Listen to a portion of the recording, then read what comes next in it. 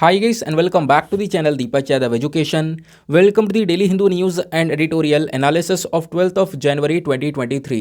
तो गाइज आज है तारीख 12 जनवरी 2023 और है थर्सडे। देखेंगे आज के द हिंदू कंप्लीट न्यूज़पेपर को एनालाइज करेंगे। बट लेक्चर में आगे बढ़ने से पहले अगर आप लोगों को इस लेक्चर का पीडीएफ चाहिए तो क्या करना है, सबसे पहले डाउनलोड करना है टेलीग्राम, देन उसके बाद जाके सर्च बॉक्स में टाइप करना Deepak Yadav education UPSC. As you can see guys आप लोगों को ये वाला चैनल मिल जाएगा, इस पर क्लिक करना और जाकर इस चैनल को ज्वाइन कर लेना। ज्वाइन करने से फ़ायदा क्या होगा, यहाँ पर डेली बेसिस पर लेक्चर का पीडीएफ मिल जाता है, डेली करंट अफेयर के वीडियो का पीडीएफ मिल जाता है और डेली बेसिस पर बहुत सारे डिजिटल नोट्स मिल जाते हैं। नाउ बढ़ते हैं आगे बढ़ने से पहले हमेशा की तरह हम लोग अपने लेक्चर को एक मैप के क्वेश्चन के साथ स्टार्ट करेंगे। तो आज आप सभी लोग को मैप में जाकर देखना है ग्रीस को, काफ़ी चर्चा में है तो उसको अच्छे से मैप में देखना। देन उसके बाद आकर नीचे कमेंट सेक्शन में टाइप करना, जिससे कि आप लोग इसको लंबे समय तक याद रख पाओगे।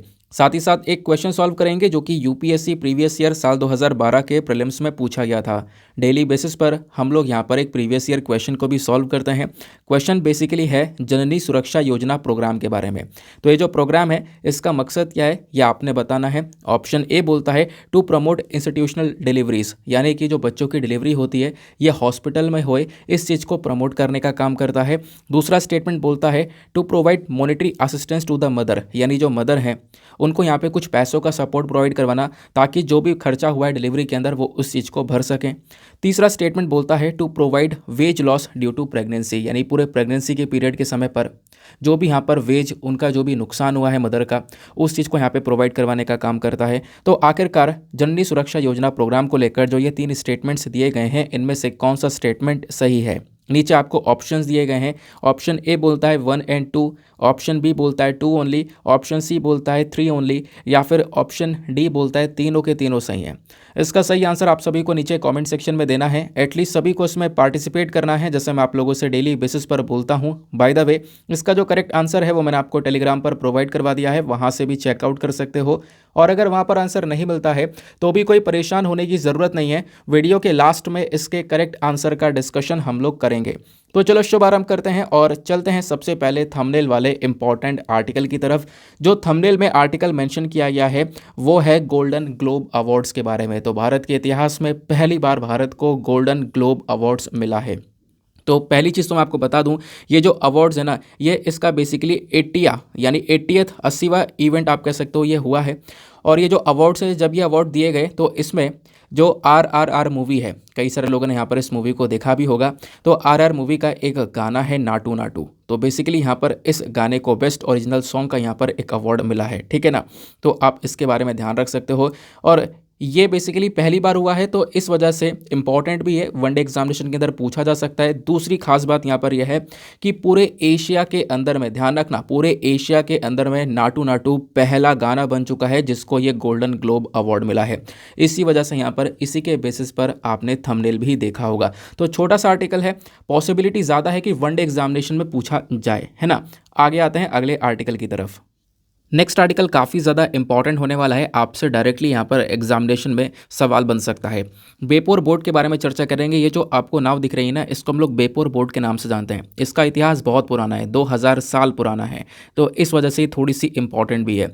न्यूज़ में क्यों है, एक देखो कारण तो अभी थोड़े दिनों पहले आया था, एक कारण आज भी आया है। थोड़े दिनों पहले का कारण ये था कि केरला का जो टूरिज्म प्रमोशन काउंसिल है उन्होंने क्या किया है, उन्होंने मांग की है कि जो ये यहाँ पर बोट है बेपोर बोट, इसको जीआई टैग मिले। और जीआई टैग के लिए अप्लाई भी कर दिया है, ठीक है ना। अब अप्लाई कर दिया है, आगे पूरा प्रोसेस होगा। अगर यहाँ पे सक्सेसफुल वो एप्लीकेशन फाइल हो जाता है देन उसके बाद में इसको जीआई टैग भी मिल जाएगा। इस वजह से ये थोड़ा सा ज़्यादा इंपॉर्टेंट है, ध्यान रखना। दूसरा यहाँ पे खबर देखने को मिल रही है, जो केरला का टूरिज्म डिपार्टमेंट है इन्होंने यहाँ पर बेसिकली इस बोर्ड के ऊपर थोड़ा सा ज़्यादा जोर दिया है। इवन यहाँ पर जो स्वदेश दर्शन प्रोजेक्ट है ना, इस प्रोजेक्ट के अंदर में यहाँ पर इस बोर्ड को शामिल करने के बारे में चर्चा कर रहा है केरला टूरिज्म डिपार्टमेंट, ठीक है। इससे यहाँ पर क्या होगा कि जो बाकी सारे टूरिस्ट हैं जब इस प्रोजेक्ट के अंदर में यानी स्वदेश दर्शन प्रोजेक्ट के अंदर में इसको लेकर आएंगे तो काफ़ी सारे टूरिस्ट हैं अलग अलग जगह से वो घूमने जाएंगे, बेसिकली वो सब यहाँ पर इस बोर्ड के प्रति अट्रैक्ट हो पाएंगे। तो इससे यहाँ पर उस पर्टिकुलर एरिया का जो टूरिज्म की वजह से ओवरऑल इकोनॉमी है वो भी यहाँ पर थोड़ा सा बढ़ने वाला है। इसको टूरिज्म में इसलिए भी इतना ज़्यादा उतारा जा रहा है क्योंकि इसका ऐतिहासिक इंपॉर्टेंस अपने आप में बहुत लंबा है। इस वजह से आपको ये सारी बातें पता होनी चाहिए। ठीक है, तो ये आपने न्यूज़ समझा कि आखिरकार आर्टिकल चर्चा में क्यों है। अब आपने समझना होगा कि ये जो बेपोर बोट है आखिरकार ये है क्या, कैसे बनता है, इसका इंपॉर्टेंस क्या है, कौन बनाते हैं, कुछ रेलिवेंट चीज़ें जहाँ से डायरेक्टली सवाल बनने वाला है। वैसे इसका जो पूरा नाम है वो है बेपुर उरी उरु उरु, ठीक है ना, बेपुर उरु यहाँ पर इसका पूरा नाम आपको देखने को मिलेगा। न्यूज़ में क्यों है मैंने आपको समझा दिया। डिस्ट्रिक्ट टूरिज्म प्रमोशन काउंसिल, ठीक है, केरला का जो ये डिस्ट्रिक्ट टूरिज्म प्रमोशन काउंसिल है ना, इन्होंने क्या किया है, जीआई टैग के लिए अप्लाई कर दिया है। उनका कहना यह है कि हमें भैया ये जो बेपुर उरु बोट है ना, इसके लिए जीआई टैग चाहिए, इसके लिए यहाँ पर उन्होंने जीआई टैग के लिए अप्लाई किया। ठीक है, ये जो बोट है ना, ये बेसिकली एक सिंबल है जो कि क्या दर्शाता है कि केरला के जो व्यापार को लेकर रिलेशन है गल्फ कंट्रीज़ के साथ में वो कैसे हैं, इन चीज़ों को यहाँ पर दर्शाने का काम करता है। इस वजह से ये बोट थोड़ा सा और ज़्यादा रेलिवेंट हो जाएगा। बेपुर उरु के बारे में अब कुछ रेलिवेंट फैक्ट्स हैं जो कि आपको पता होना चाहिए। पहली बात, यहाँ पर एक वुडन शिप है, लकड़ी से यहाँ पर इसको बनाया गया है। और सबसे इंपॉर्टेंट चीज़ यहाँ पर यह है कि जो भी हमारे कारीगर लोग हैं ना, उन्होंने हाथ से यहाँ पर इसको बनाया है। उनके पास में काफ़ी सारी स्किल्स हैं। उससे पहले यहाँ पर उनके फैमिली में ये बहुत लंबे समय से ट्रेडिशन चलता आ रहा है इस बोट को बनाने का, है ना। तो जो स्किल्ड आर्टिजन्स आपको देखने को मिलेंगे, तो उन्होंने यहाँ पर हाथ से इस बोट को बनाया है। लकड़ी का यूज़ यहाँ पर किया गया है, ध्यान रखना। ठीक है, तो मैंने आपको बताया जो ये बना है बेसिकली एक प्रीमियम क्वालिटी की लकड़ी से यहाँ पर इसको बनाया गया है।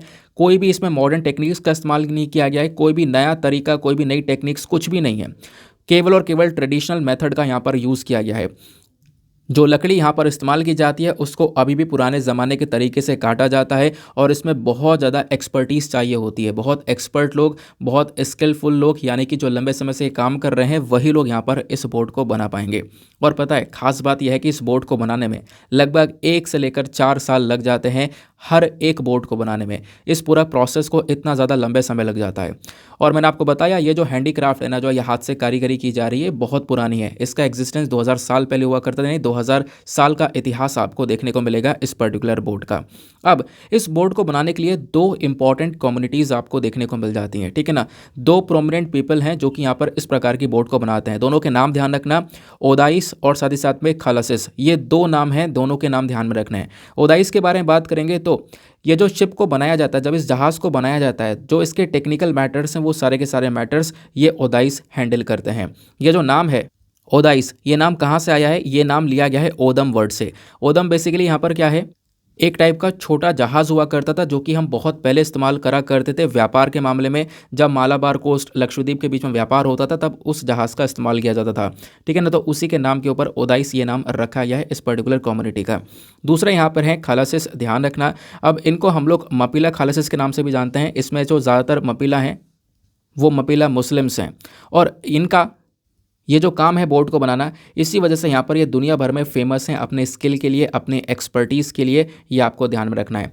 तो बोट का जो टेक्निकल मैटर्स है वो ओदाइस देखते हैं, बाकी यहाँ पर इसको पूरी तरह से कंप्लीट करके वाटर में यानी पानी में उतारने का काम, सारा काम यहाँ पर फिर इनके पास में होता है, यानी खलसिस के पास में होता है। ठीक है, बात क्लियर हो गई। इतनी चीज़ें यहाँ पर ध्यान में रखना। सवाल आपसे डायरेक्टली कैसे बन सकता है, कभी कभी डायरेक्टली पूछ लिया जाता है कि रिसेंटली मान लो किसी सामान को जीआई टैग मिला है तो उसके बारे में पूछ लिया जाता है। लेकिन अभी न्यूज़ में यहाँ पर यह है कि इसको जीआई टैग के लिए अप्लाई किया गया है, ठीक है। मांग ये की गई कि इसको जीआई टैग मिलना चाहिए। तो ऐसे भी सवाल बन सकता है। मैं आपको एक यूपीएससी का प्रीवियस ईयर सवाल दिखाता हूँ। 2015 के अंदर ये सवाल पूछा गया था। सवाल क्या था, which of the following has been accorded GI tag indication, basically geographical indication status. तो ऑप्शन के अंदर आपको काफ़ी सारे अलग अलग चीज़ें दी गई हैं। किस किस को जीआई टैग मिला है रिसेंटली, उसके बारे में आपसे ये पूछ लिया गया। तो 2015 में उसके आसपास यहाँ पर इन सामान को जीआई टैग मिला होगा, चर्चा में होंगे। तो अगर किसी ने पढ़ा होगा तो आराम से यहाँ पर इसको सॉल्व कर पाए होंगे। जैसे यहाँ पे बात की गई है बनारस साड़ीज़ की, देन उसके बाद में राजस्थान का दाल बट्टी चूरमा, देन उसके बाद में तिरुपति लड्डू। इन तीनों के नाम दिए गए और पूछा गया कि इनमें से कौन कौन सी चीज़ें हैं जिसको यहाँ पर जीआई टैग का स्टेटस मिला है, बताओ।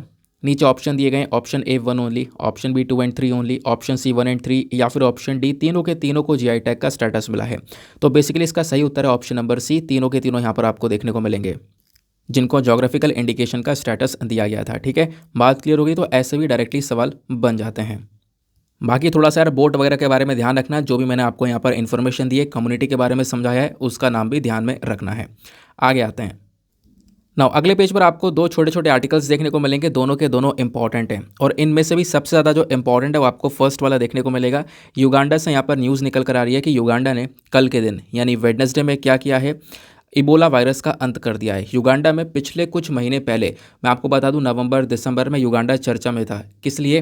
क्योंकि वहाँ पर इबोला वायरस काफ़ी तेज़ी से फैल रहा था और उस वायरस की वजह से लगभग 55 लोगों की जान भी जा चुकी है। तो यहाँ पर कल के दिन यहाँ पे इन्होंने इबोला वायरस का पूरी तरह से अंत कर दिया है। इस वजह से यहाँ पर युगांडा चर्चा में है, इसके बारे में ध्यान रखना।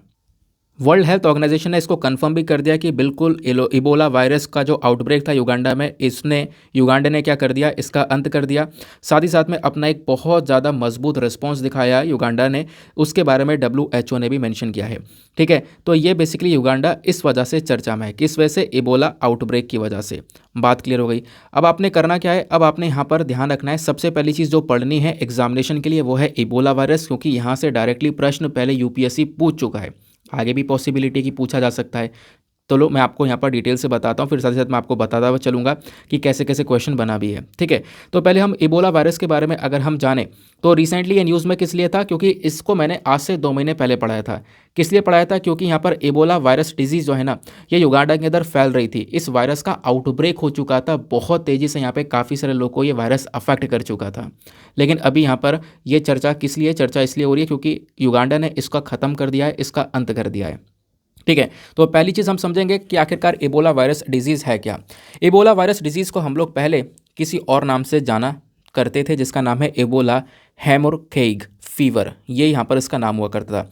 एक डेडली डिजीज़ यानी जानलेवा बीमारी है और ज़्यादातर अफ्रीकन कॉन्टिनेंट में ये देखने को मिलेगी, यानी कि जो अफ्रीकन कंट्रीज़ है ना, वहीं पर ज़्यादातर ये बीमारी फैली हुई है। इबोला वायरस सबसे पहली बार डिस्कवर किया गया था 1976 के अंदर में। इसका नाम इबोला कैसे पड़ा? इबोला इसलिए पड़ा क्योंकि जो अफ्रीकन कंट्री है एक DRC, that is democratic Republic of Congo, DRC के अंदर एक नदी बहती है जिसका नाम है इबोला रिवर। इबोला रिवर के किनारे ही यहाँ पर ये वायरस पाया गया था, इस वजह से यहाँ पर इसका नाम भी हम लोगों ने इबोला वायरस रख दिया था। ठीक है, अब ये जो वायरस है ज़्यादातर लोगों को अफेक्ट करता है, लोगों के साथ साथ यहाँ पर मतलब इंसान के साथ साथ जो बंदर, गोरिल्ला, चिंपैंजी होते हैं, इनको भी बुरी तरह से अफेक्ट करता है। ये होता कैसे? तो ये ग्रुप ऑफ वायरस की वजह से हो सकता है, यानी कि अलग अलग वायरस जिनकी वजह से यहाँ पर ये बीमारी फैलती है। इसमें अलग अलग वायरस में आप देखोगे, एक आता है इबोला वायरस, एक आता है सूडान वायरस, देन उसके बाद में एक आपको देखने को मिलेगा रेस्टोन वायरस, देन उसके बाद में बूंदी बोगियो वायरस, देन बोम्बाली वायरस। ये 3 प्रकार के अलग अलग, सॉरी 3 ने 3 ये हो गए, ऊपर 2 हो गए 5, तो ये 5 प्रकार के अलग अलग यहाँ पर आपको ये ग्रुप ऑफ वायरस देखने को मिलेंगे। ठीक है ना, ये पांचों के पांचों वायरस कहीं ना कहीं इबोला वायरस जैसी बीमारी को फैला सकते हैं, आपको ध्यान में रखना है। तो ये बेसिकली एक कारण है। ठीक है, बाकी होता कैसे है, यानी इसका होस्ट क्या है, कहाँ से फैलता है? तो जो बैट है, यानी कि जो चमगादड़ होता है ना, चमगादड़ को माना गया है कि एक नेचुरल होस्ट है इस इबोला वायरस का, उसके अंदर यहाँ पर नेचुरली पाया जाता है और उसी की वजह से ये इबोला वायरस फैलता भी है। ठीक है, ध्यान रखना। आगे बात करेंगे ट्रांसमिशन की, तो ये वायरस कैसे फैलता है? तो ये जानवर से ह्यूमन में ट्रांसमिट हो सकता है। मान लो यहाँ पर एक जानवर है जिसके कांटेक्ट में इंसान आ जाए, है ना, उसके ब्लड के कांटेक्ट में, है ना, या फिर यहाँ पर उसके बॉडली फ्लूइड के कांटेक्ट में। बॉडली फ्लूइड का मतलब यहाँ पर यह है उसका यूरिन हो गया या बॉडी स्वेट हो गया, इनके कांटेक्ट में भी अगर यहाँ पर इंसान आ जाता है ना, तो उसको यहाँ पर ये बीमारी हो सकती है। कौन कौन से जानवर के कांटेक्ट में आने से बीमारी फैलती है? तो चमगादड़ जो फ्रूट बैट है, उसके साथ साथ चिंपैंजी, गोरिल्ला, मंकीज़, उसके बाद में फॉरेस्ट एंटीलोप। ठीक है, जो हम एंटीलोप यानी बारहसिंगा हिरण वाली जो कैटेगरी होती है, जो जंगल के अंदर पाए जाते हैं, ये काफ़ी खतरनाक हो सकते हैं। इनके अंदर यहाँ पर ये वायरस, ये जो जानवर है ना, ये जानवर क्या कर सकते हैं, इस वायरस को इंसान के अंदर फैला सकते हैं, ये आपने ध्यान में रखना है। बाकी अगर इंसान के अंदर ये वायरस फैलता है ना, तो एक क्वेश्चन ये भी उठेगा, क्या ये इंसान से इंसान में फैल सकता है? हाँ, सबसे खतरनाक चीज़ इसमें यह है कि ये इंसान से इंसान में भी फैल सकता है। लेकिन इसके लिए क्या होना पड़ेगा? मान लो एक पर्टिकुलर पर्सन है जिसको यहाँ पर ये इबोला वायरस हुआ हुआ है, एक दूसरा पर्सन है, अगर इसके डायरेक्ट कॉन्टैक्ट में आएगा तभी यहाँ पर ये वायरस फैलेगा। डायरेक्ट कॉन्टैक्ट मतलब इस व्यक्ति के पसीने के साथ में उसका कांटेक्ट हो जाए, है ना, इस व्यक्ति के जो बॉडी फ्लूइड्स यानी पसीने वगैरह के साथ में कांटेक्ट में आ जाता है, तो इसको भी यहाँ पर इबोला वायरस होने के काफ़ी सारे चांसेस बढ़ जाते हैं। इस वजह से ये थोड़ा सा खतरनाक माना जाता है।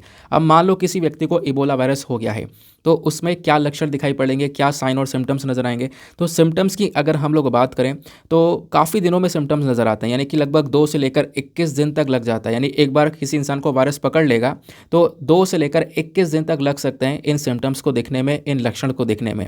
अब लक्षण कौन से हो सकते हैं? बुखार हो सकता है, थकान हो सकती है, मांसपेशियों के अंदर दर्द हो सकता है, बॉडी के अंदर वीकनेस हो सकती है, हेडेक हो सकता है, गला खराब हो सकता है, उल्टी हो सकती है, डायरिया हो सकता है। ये सारे यहाँ पे प्रॉब्लम्स हो सकते हैं। जो किडनी फंक्शंस है, लिवर फंक्शंस है, ये प्रॉपरली नहीं कर पाएंगे। ये भी प्रॉब्लम्स यहाँ पे नज़र आ सकती हैं इस इबोला वायरस की वजह से। बाकी इसका डायग्नोसिस क्या है, मतलब कैसे हम पता लगाएंगे कि हाँ ये इंसान इबोला वायरस से अफेक्टेड है, तो ये चीज़ कहीं ना कहीं थोड़ा सा प्रॉब्लम हो जाता है यहाँ पर इबोला वायरस के मामले में, क्योंकि यहाँ पे बहुत मुश्किल है इबोला वायरस का पता लगाना, इसको डायग्नोस करना, क्योंकि ये कहीं ना कहीं जो बीमारी है ना, ये बिल्कुल मलेरिया, टाइफाइड फीवर जैसी ही लगती है। तो इसके सिम्टम्स जब तक प्रॉपरली ना निकल कर आ जाए, क्योंकि सिम्टम्स भी कहीं ना कहीं मलेरिया और टाइफाइड फीवर जैसे ही हो जाते हैं, तो इसका पता लगाना काफ़ी मुश्किल हो जाता है। तो क्वेश्चन ये होगा, हम कैसे पता लगाते हैं, फिर क्या मेथड है इसका पता लगाने का? तो दो तरीके का हम इस्तेमाल करते हैं। एक है एलिसा टेस्ट, ठीक है ना, एक होता है RT-PCR, जिससे हम लोग क्या करते हैं, कोविड का पता लगाते हैं। एलिसा से भी कोविड का पता लगाते हैं। तो ये दो टेस्ट हैं जिसके माध्यम से हम लोग यहाँ पर इबोला वायरस का भी पता लगाते हैं। ध्यान रखना, RT-PCR के बारे में आपने सुना होगा, reverse transcription polymerase chain reaction के बारे में। अब इस वायरस को लेकर कोई वैक्सीन वगैरह नहीं है क्या? है वैक्सीन, जिसका नाम है एरवेबो। ध्यान रखना, नाम है एरवेबो। ये जो वैक्सीन है काफ़ी हद तक इफेक्टिव मानी गई है, ये बीमारी को इसको थोड़ा सा रोकने में मदद करती है। ध्यान रखना इसके बारे में। लेकिन दिक्कत यह है कि इस वैक्सीन को अभी तक अप्रूव किया गया है। ये जो वायरस होता है ना, वायरस के अलग अलग स्ट्रेन होते हैं, तो इस वायरस का जो जेर स्ट्रेन है, इसी के अगेंस्ट में यहाँ पर इंसान को बचा सकती है वैक्सीन, ऐसा यहाँ पर बोला गया है। ध्यान रखना, एरवेबो यहाँ पर इसका नाम है, मिलता जुलता नाम नज़र आएगा। ये इंपॉर्टेंट सी बातें थी। तो आप कहोगे इतना कुछ ध्यान रखना है, और बिल्कुल रखना है। रिवीजन कर करके याद रहता है, लगातार चर्चा में रहेगा। जैसे अभी 2 महीने पहले चर्चा में था, उससे पहले चर्चा में था, तो बार बार चर्चा में आता रहेगा, तो याद रहेगा। अब सवाल कैसे बन जाता है, तो आप देखो यूपीएससी ने साल 2015 में एक क्वेश्चन पूछा था। क्वेश्चन किस चीज़ को लेकर था? इबोला वायरस को लेकर था, मतलब डायरेक्टली इस वायरस से पूछ लिया गया। उस समय पर जैसे 2015 में पूछा गया, तो 2015 से पहले किसी देश के अंदर ये वायरस आउटब्रेक हुआ होगा, जैसे अभी युगांडा के अंदर हुआ है। युगांडा ने इस प्रॉब्लम को टैकल भी कर लिया है, तो उस समय पर ये हालात हुए होंगे। तो क्वेश्चन ये पूछ लिया कि among the following which were frequently mentioned in the news for the outbreak of Ebola virus recently. हाल ही में कौन सा देश था जो कि बार बार न्यूज़ में आ रहा था इबोला वायरस की वजह से? उस देश के अंदर इबोला वायरस बार बार हो रहा था, तो कौन से देश हैं? Option A Syrian Jordan, option B Guinea Sierra Leone Liberia, option C Philippines Papua New Guinea, या फिर option D Jamaica Haiti Suriname. तो इसका सही उत्तर है option number B, Guinea Sierra Leone और साथ ही साथ में यहाँ पर लाइबेरिया। ये इसका सही उत्तर है, क्योंकि यहाँ पर ये काफ़ी उस समय चर्चा में था, वहाँ पे इबोला वायरस आउटब्रेक बार बार नज़र आ रहा था। ठीक है ना, तो अभी युगांडा भी इसी वजह से चर्चा में है। मज़ा आ गया, बात क्लियर हो गई। ठीक है, तो इस प्रकार से यहाँ पे आपने पढ़ना होगा। आर्टिकल भले ही छोटा सा हो, आर्टिकल में पढ़ के तो कुछ दम नहीं लग रहा है, आप स्किप ही कर दोगे। ज़्यादातर लोग यहाँ पर छोड़ के भाग जाएंगे इस आर्टिकल को, है ना, लेकिन यहाँ पे कितनी सारी इन्फॉर्मेशन थी, ये आपने यहाँ पर इसको समझा। दूसरे आर्टिकल पर आते हैं। अब यहाँ पे कुछ ज़्यादा इन्फॉर्मेशन नहीं है, यहाँ पे केवल आर्टिकल है, हेडिंग है। तो हुआ क्या है यहाँ पर, आपको पता होगा, हमने इंटरनेशनल स्पेस स्टेशन जो है ना, वो लॉन्च कर रखा है। अंतरिक्ष में एक कमरा है, जैसे फुटबॉल ग्राउंड होता है ना, उतने बराबर एक कमरा है जहाँ पे लोग जाते हैं, हमारे एस्ट्रोनॉट्स जाते हैं, रिसर्चेस वगैरह करते हैं, तो वो अंतरिक्ष के अंदर तैर रहा है। तो हुआ क्या, वहाँ पे रिसेंटली कुछ गड़बड़ हुई है। इंटरनेशनल स्पेस स्टेशन के अंदर में क्या हुआ, एक मीटियोराइट जो है ना, एक मीटियोराइट था ऊपर, कंकड़ के टुकड़े अंतरिक्ष में आपको काफ़ी सारे देखने को मिलेंगे, है ना, तो उसने कहीं ना कहीं उस स्पेस क्राफ्ट को थोड़ा सा डैमेज कर दिया है। तो इस वजह से जो वहाँ पे क्रू हैं, जो वहाँ पे क्रू मेंबर्स हैं, वहाँ पे बेसिकली जो लोग हैं, उनको बचाने के लिए यहाँ पे काम किया जा रहा है। तो रशिया क्या कह रहा है कि हम एक रेस्क्यू कैप्सूल भेजेंगे 20 फरवरी को एक रेस्क्यू कैप्सूल भेजा जाएगा, ताकि जो लोग ISS यानी इंटरनेशनल स्पेस स्टेशन में फंसे हुए हैं, उनको वापस से बचाया जा सके, मतलब उनको वापस से पृथ्वी पर लेकर आया जा सके। ठीक है, तो इसके लिए वो कौन सा कैप्सूल भेजने वाला है, तो उसका नाम है सोयूज़ MS-23। ध्यान रखना, सोयूज़ MS-23। आपसे सवाल ऐसे बन सकता है, सोयूज़ MS-23 रिसेंटली न्यूज़ में था, ये क्या है? ठीक है ना, तो यहाँ पर ध्यान में रखना है, ये रशिया का यहाँ पर रशिया की स्पेस एजेंसी का एक मिशन होने वाला है, आप ऐसा कह सकते हो, जो कि इंटरनेशनल स्पेस स्टेशन के अंदर जो फंसे हुए क्रू हैं, उनको यहाँ पर बचाने का काम करेगा। बात क्लियर हो गई, क्योंकि ऐसे सवाल कई बार बने हैं, आपसे पूछ लिया गया था सेलिन 1 के बारे में कि सेलिन 1 क्या है ना, ऐसे कई सारे सवाल आपको रिसेंटली बनते हुए नजर आए होंगे। क्लियर हो गई बात, चलो आगे आते हैं। नाउ नेक्स्ट आर्टिकल पर बढ़ने से पहले मेक श्योर करना यार, वीडियो पे जो लाइक का बटन है उसको प्रेस कर देना। एक छोटा सा टारगेट होता है अपना 5K प्लस लाइक्स का, जिसको आप अचीव करवा सकते हो, रोजाना करते हो, आज भी पहुंचा दो। अभी आपने सुना, हाथ बटन दबा दोगे ना तो टारगेट पूरा हो जाएगा।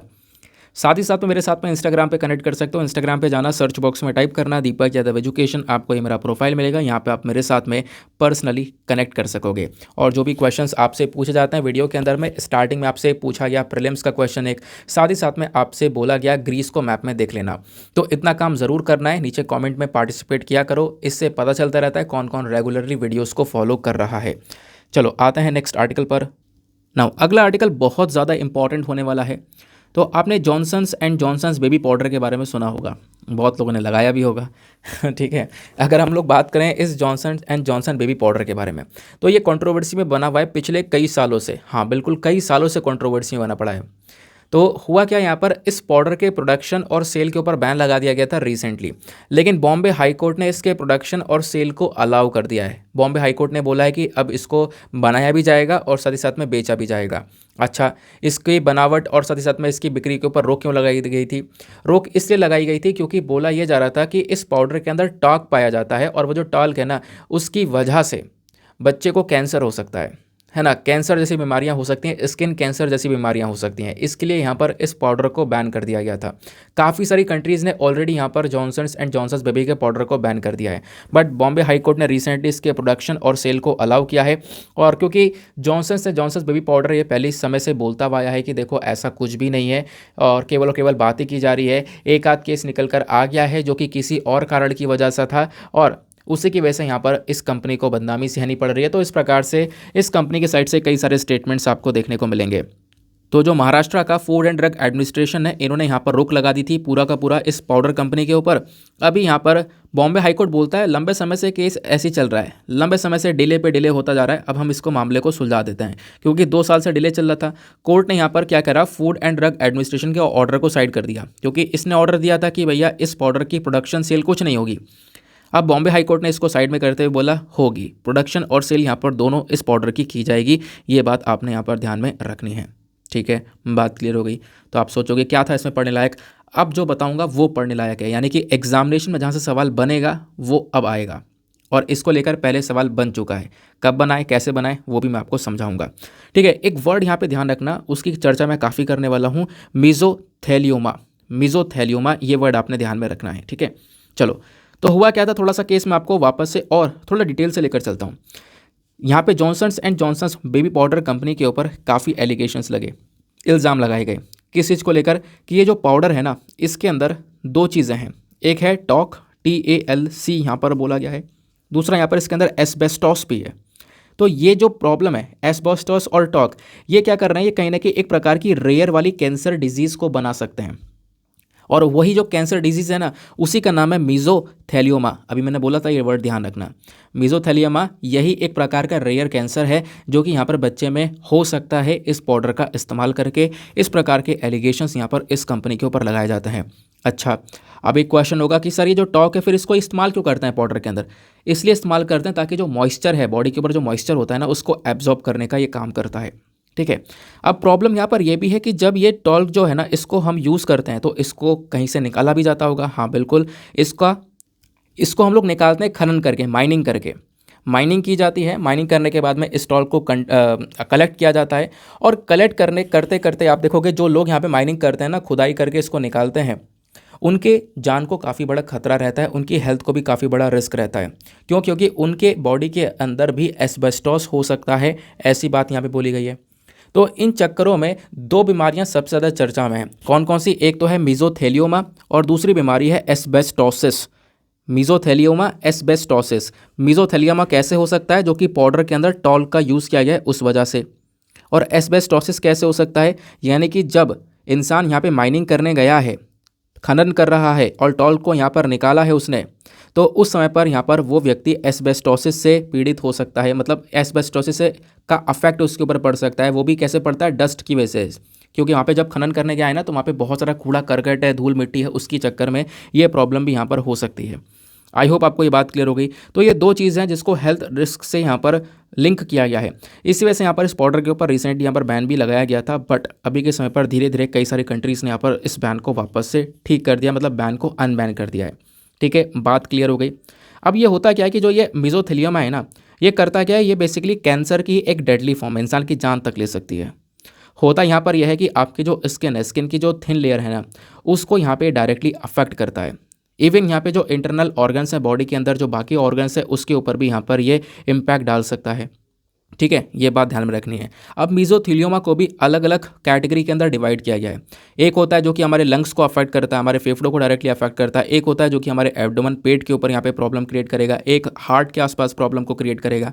एक जो टेस्टिकल्स होते हैं उसके आसपास यहाँ पर प्रॉब्लम क्रिएट करेगा।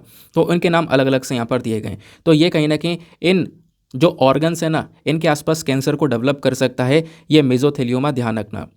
अब किसी को मेसोथेलियोमा हो जाए तो उसके सिम्टम्स क्या है, लक्षण क्या है? चेस्ट में पेन होना, ठीक है ना, सीने में दर्द होना, साथ ही साथ में कफ हो जाना, या फिर यहाँ पे बॉडी के अंदर गांठें बनने लगती हैं स्किन के ऊपर में, वेट लॉस बहुत तेज़ी से होने लगता है, पेट में दर्द होना, बॉडी के अंदर पेट में यहाँ पर एब्डोमिनल स्वेलिंग हो जाना, सूजन हो जाना, सांस लेने में काफ़ी ज़्यादा परेशानी होना, ये सारी की सारे यहाँ पर आपको सिम्टम्स देखने को मिलेंगे इस मेसोथेलियोमा के। बात क्लियर हो गई। नाउ इसको कैसे रोक सकते हैं, प्रिवेंट कैसे कर सकते हैं? तो रोकने का यहाँ पर एक तरीका है, वो है एस्बेस्टॉस, क्योंकि मैंने आपको बताया इस पाउडर के अंदर टॉल्क और एस्बेस्टॉस दोनों का यूज़ किया गया है। तो एस्बेस्टॉस की वजह से कैंसर हो रहा है और टॉल्क की वजह से भी कैंसर हो रहा है, तो खासकर एस्बेस्टॉस के ऊपर ज़्यादा जोर दिया गया। तो जो एस्बेस्टॉस है, इसके एक्सपोजर को कम करना होगा। अगर इंसान एस्बेस्टॉस के कॉन्टैक्ट में ज़्यादा आएगा तो यहाँ पर कहीं ना कहीं इस कैंसर के चांसेस ज़्यादा बढ़ जाएंगे। तो उसको इसके कॉन्टैक्ट में रखना ही नहीं है, इससे बचाना है, जिससे हम यहाँ पर इस कैंसर को रोक पाएंगे। प्रिवेंशन आपको समझ में आ गया। अब बड़ी देर से हमने एस्बेस्टॉस वर्ड का इस्तेमाल किया है, तो ये है क्या, इसको जान लेते हैं। ये बेसिकली एक मिनरल है। कहाँ पाया जाता है? हमारे एनवायरनमेंट के अंदर, प्राकृतिक तौर पर नेचुरली आपको ये एनवायरनमेंट के अंदर मिलता है, एक मिनरल है। एस्बेस्टॉस जो फाइबर्स होते हैं काफ़ी मजबूत होते हैं, यहाँ पर आप देखोगे, और इनका कई सारी जगह पर यहाँ पर यूज़ किया जाता है।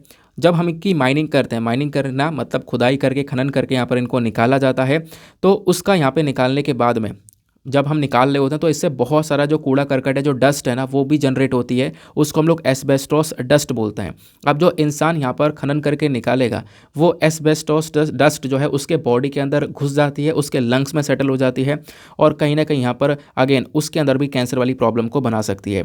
आई होप आपको ये बात क्लियर हो गई है। तो पाउडर के अंदर दो चीज़ें हैं, टॉल्क और एस्बेस्टॉस, ये आपने यहाँ पर ध्यान में रखना है।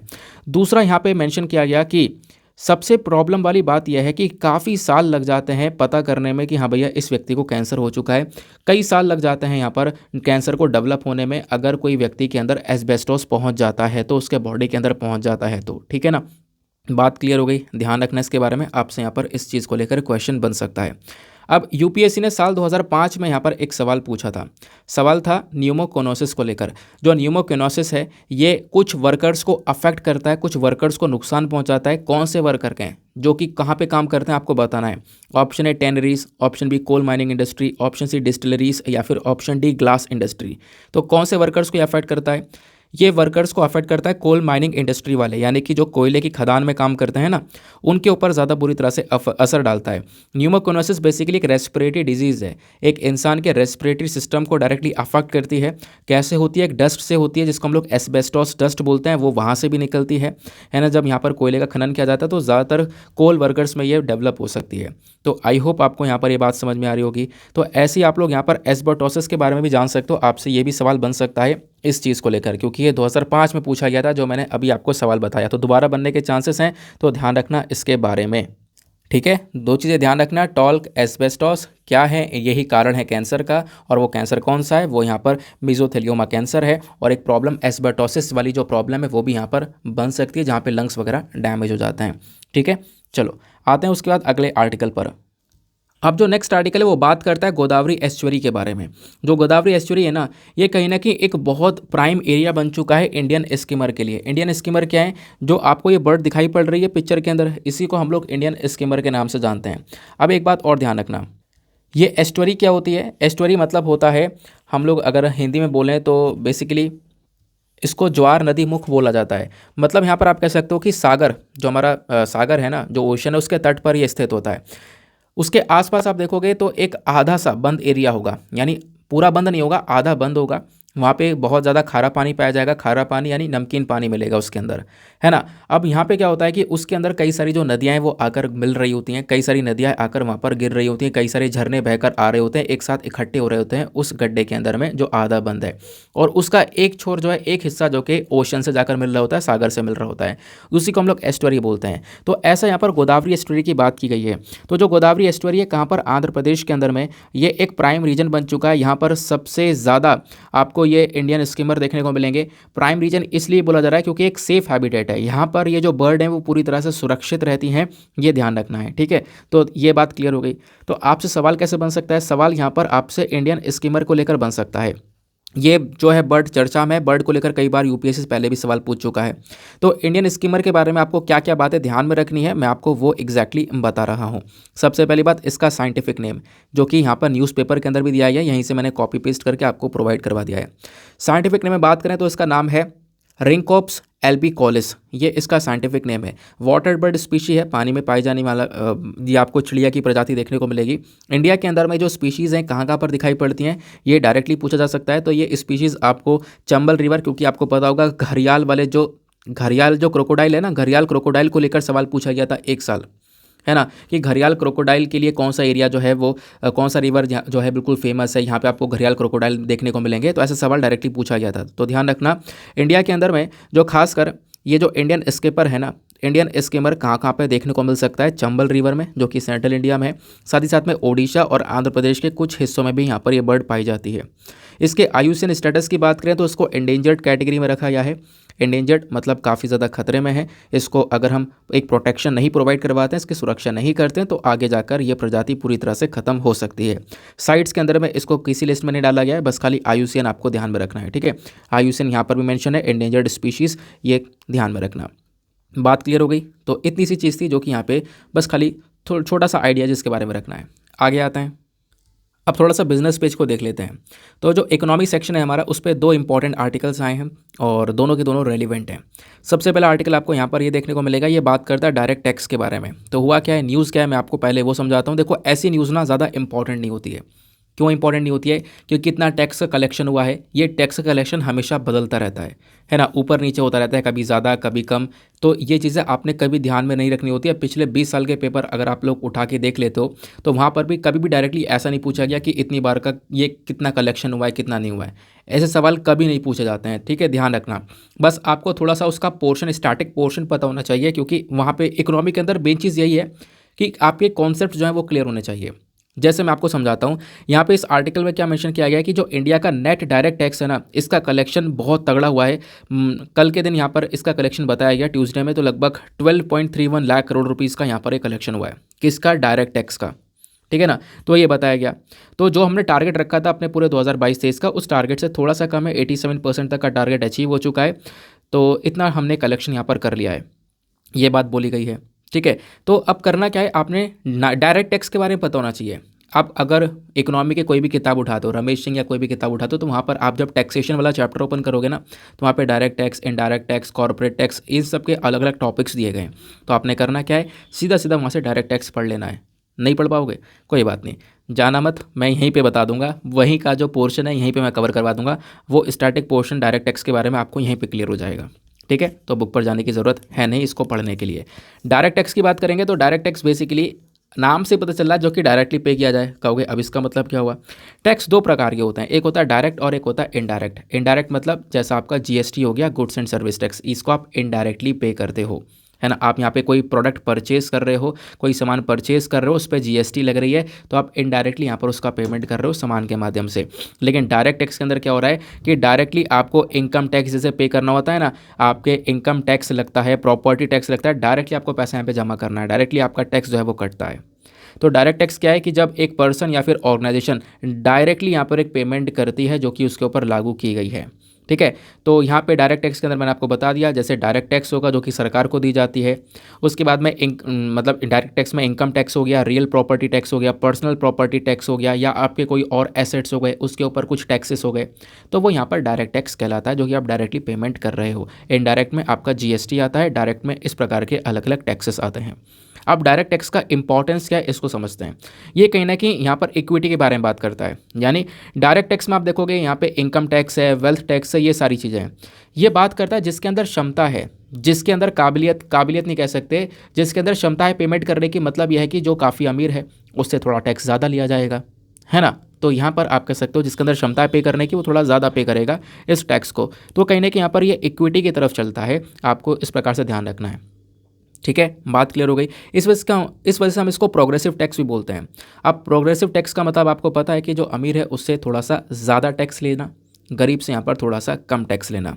ठीक है, तो इससे क्या होता है, जो इनइक्वालिटीज़ होती है, जो असमानताएं होती हैं लोगों के बीच में, उसको हम टैकल कर लेते हैं। ऐसा नहीं है कि यहाँ पर एक ही टैक्स लगाया जाए और एक ही टैक्स में यहाँ पर सबको कवर किया जाए, ऐसा नहीं होता। तो यहाँ पर इनकम के हिसाब से जिसकी जितनी आय है, जितनी इनकम है, उसके हिसाब से उसको टैक्स भी देना होगा सरकार को। तो उसके हिसाब से जिसकी ज़्यादा इनकम है वो ज़्यादा टैक्स पे करेगा, कम इनकम है तो कम टैक्स पे करेगा। तो इस वजह से हम इसको प्रोग्रेसिव टैक्स भी बोलते हैं। आगे मैंने आपको बताया असमानताओं को ख़त्म करने का काम करता है। ये बेसिकली एक प्रोडक्टिव टैक्स भी कहलाता है, क्योंकि जो डायरेक्ट टैक्सेस होते हैं ना काफ़ी प्रोडक्टिव होते हैं, ये बहुत ज़्यादा मददगार होते हैं हमारे देश के लिए। क्योंकि डायरेक्ट टैक्स से जो रेवेन्यू आ रहा है वो रेवेन्यू यहाँ पर ऑटोमेटिकली इंक्रीज डिक्रीज होता रहता है। वो कैसे इंक्रीज डिक्रीज होगा, हमारे कंट्री के नेशनल इनकम के बेसिस पर। जो हमारे देश की नेशनल इनकम होगी, पूरे देश की जो वेल्थ जनरेट होगी पूरे साल की, उसके बेसिस पर। अब नेशनल इनकम कैसे है, लोगों ने कितना कमाया है, तो बेसिकली वही चीज़ है, लोगों ने कितना कमाया कितना नहीं कमाया, उससे टोटल हमारा नेशनल इनकम निकला, टोटल कंट्री का वेल्थ निकला। तो ये अगर ऊपर नीचे होगा तो ऑब्वियस सी बात है लोगों का डायरेक्ट टैक्स भी ऊपर नीचे होगा। इनकम कम हुई है टैक्स कम जाएगा, इनकम ज़्यादा हुई है तो टैक्स ज़्यादा जाएगा। तो यहाँ पर आप कह सकते हो जो डायरेक्ट टैक्सेस हैं वो इंक्रीज़ और डिक्रीज़ होते रहते हैं ऑटोमेटिकली, जैसे जैसे हमारी कंट्री की नेशनल इनकम चेंज होती रहती है। बात क्लियर हो गया। फिर एक और इसका फ़ायदा होता है डायरेक्ट टैक्स का, वो है सर्टेनिटी। अब इसका मतलब क्या है कि जब आप इसको इनडायरेक्ट टैक्स से कंपेयर करोगे ना तो काफ़ी ये सटीक होता है। मतलब इनडायरेक्ट टैक्स इतना सटीक नहीं है, बट ये काफ़ी सटीक आपको देखने को मिलेगा। एक अंदाज़ा लग जाता है कि हाँ भैया इतना रेवेन्यू अब की बार आएगा इस डायरेक्ट टैक्स के माध्यम से। जो टैक्स पेयर होता है, जो यहाँ पर इस टैक्स को पे कर रहा है, उनको पता है कि हाँ हमें यहाँ पर कितना पेमेंट करना है। तो ये सारा का सारा मतलब एक क्लियरली सारी चीज़ें डिफाइन होती हैं, आप ऐसा कह सकते हो। फिर उसके बाद में इकोनॉमिकल होता है। यहाँ पे बोला जाता है कि देखो डायरेक्ट टैक्स थोड़ा सा ज़्यादा इकोनॉमिकल होता है। डायरेक्ट टैक्स की बात करें जैसे इनकम टैक्स वगैरह हो गया, आपने समझा इसके बारे में। तो इसको यहाँ पे हर साल मतलब एनुअली के बेसिस पर, पूरे साल के बेसिस पर कलेक्ट किया जाता है। साल में आपने कितनी आय है उसके बेसिस पर आपको टैक्स पे करना पड़ता है। तो लंप सम के मामले में यहाँ पर इसका पेमेंट किया जाता है। ठीक है, तो ये बात यहाँ पर बोली गई है। लेकिन इनडायरेक्ट टैक्स में ऐसा कुछ नहीं होता है। ठीक है, तो ये बात यहाँ पर ध्यान में रखना। बाकी यहाँ पर एक लास्ट यहाँ पे बोला गया है किस चीज़ के बारे में, एजुकेटिव के बारे में।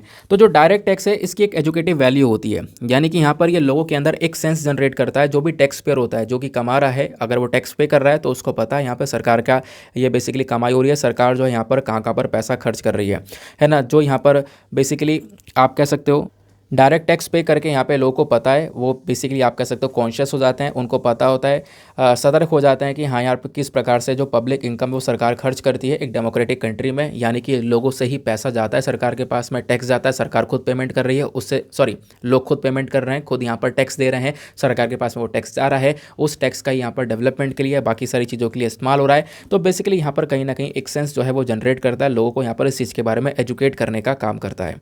ठीक है, तो डायरेक्ट टैक्स के यहाँ पर कुछ सिग्निफिकेंस, इसके कुछ इंपॉर्टेंस है, ध्यान रखना। आपसे मतलब आपकी बुक के अंदर ये कवर किए गए हैं, तो मैंने यहाँ पर एज इट इज़ जो है आपको बता दिया। नेक्स्ट इंपॉर्टेंट आर्टिकल पर आते हैं। तो इकोनॉमी का पेज कवर कर रहे हैं, तो यहाँ पर सारे आर्टिकल आपको पता है जीएस पेपर नंबर 3 के अंदर आ जाएंगे। तो अगले आर्टिकल में कुछ ज़्यादा चीज़ें इंपॉर्टेंट नहीं है, मतलब इस करंट अफेयर से याद रखने की ज़रूरत नहीं है। करंट इशू यहाँ पे क्या बोलता है कि जो इंडिया की ग्रोथ है साल 2024 के अंदर वो बेसिकली 6.6% तक ग्रो करेगी। वर्ल्ड बैंक क्या करता है ना, एक अंदाज़ा देता है, एक एस्टिमेशन देता है कि भारत की या फिर इसकी इकोनॉमी कितनी ग्रो करेगी।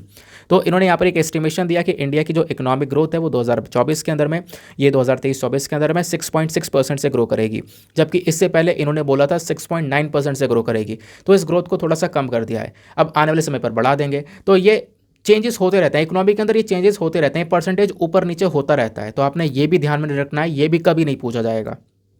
कितना ध्यान में रखना है, क्या चीज़ ध्यान में रखनी है, तो एक यहाँ पर बॉडी चर्चा में आ चुकी है वर्ल्ड बैंक, इसके बारे में आपके सिलेबस में डायरेक्टली दे रखा है। जितने भी इंटरनेशनल ऑर्गेनाइजेशन है जीएस पेपर नंबर 2 में, बिल्कुल जब सिलेबस ओपन करोगे तो बिल्कुल लास्ट में जाना और लास्ट में सेकंड लाइन देखना।